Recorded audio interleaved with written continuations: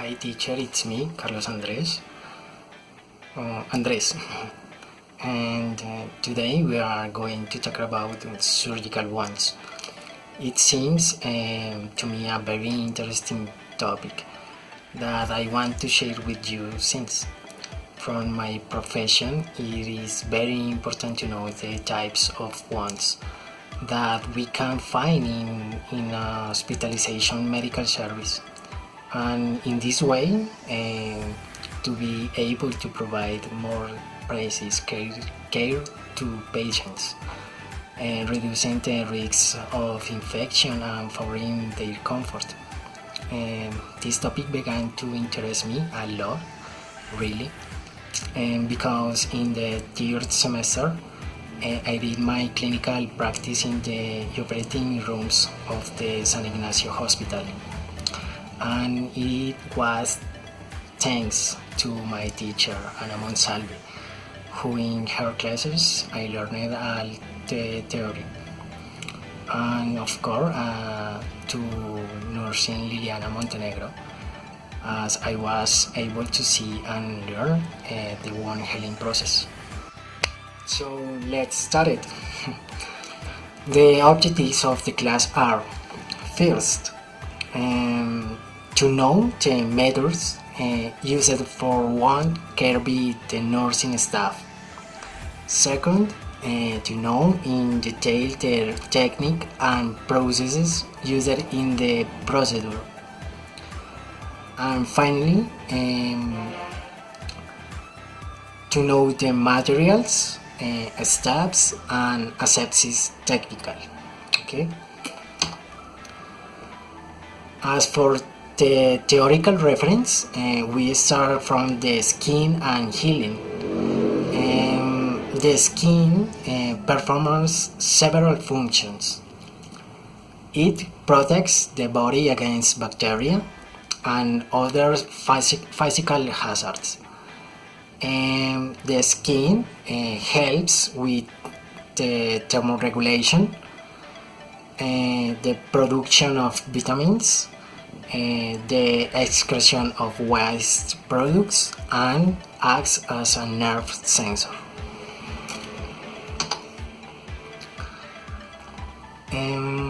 The skin is made up of three layers: epidermis, outer layer. This is a non-vascular and composed of epithelial cells. We have the dermis, the middle layer, with blood vessels, and this provides elasticity. And finally, the hypodermis, the inner layer that stores energy. Regarding the types of wounds, we have that an acute wound can heal by first intention in a short time, in a period of between 7 and 14 days.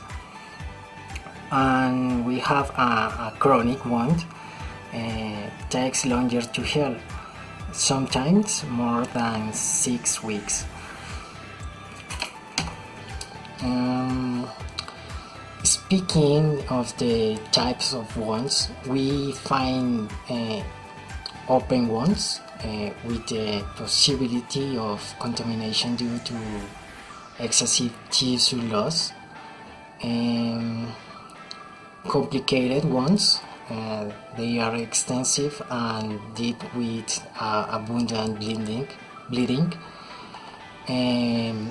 Wounds with graft or fistulas. This is a reconstruction of or connection between organs and tissues. And wounds closed with sutures, hooks, staples, or glue. Wounds are also classified according to their cause. As we can see from the images, we have puncture wounds, we have stab wounds, we have blunt wounds, pressure wounds, and gunshot wounds. Let's go now with techniques used in the treatment of wounds. There are different ways of caring for different wounds in terms of the technique, materials, and supplies used during the healing process. So let's see what are the steps that are carried out. First, the explanation to the procedure to patient, if possible, to his companion. Then we ensure the privacy of the patient with the use of screens. Then we carry out clinical hands washing before contact with the patient. Note the use of biosafety elements by staff medical.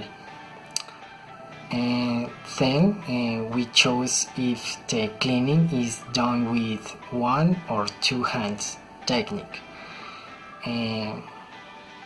And finally, if necessary, the patient will have rest periods during wound cleaning.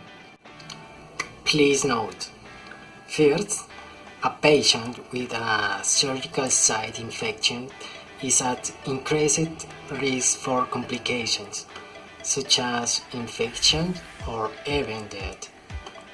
And second, an infection at the surgery site causes the patient to spend at least 1 more week in the hospital, generating additional expenses.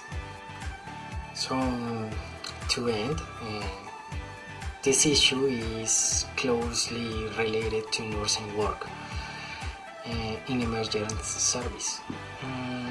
Since people with injuries of all kinds can arrive there, and it is necessary to know your adapt at those times. For this topic, can to advance, it is necessary to continue researching the medical team and seek a new management of the wounds to avoid complications. As for me, after of my graduation, I will have to go through these procedures, so choosing is not an option for me.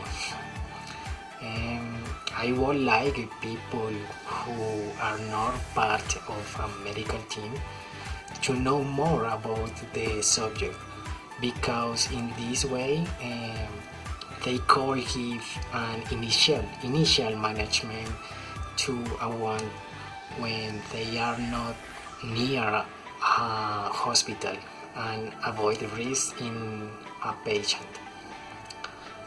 Bye.